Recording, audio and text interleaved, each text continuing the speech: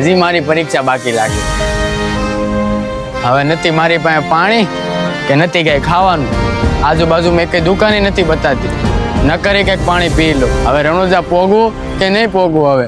કા ભાઈ તકલીફમાં લાગે? ભર બપોરે ક્યાં જાશો? રણુજા જાઉં છું ભાઈ માનતા પૂરી કરવા. લે પેલા પાણી પી લે, તરસ્યો થયો છે ને?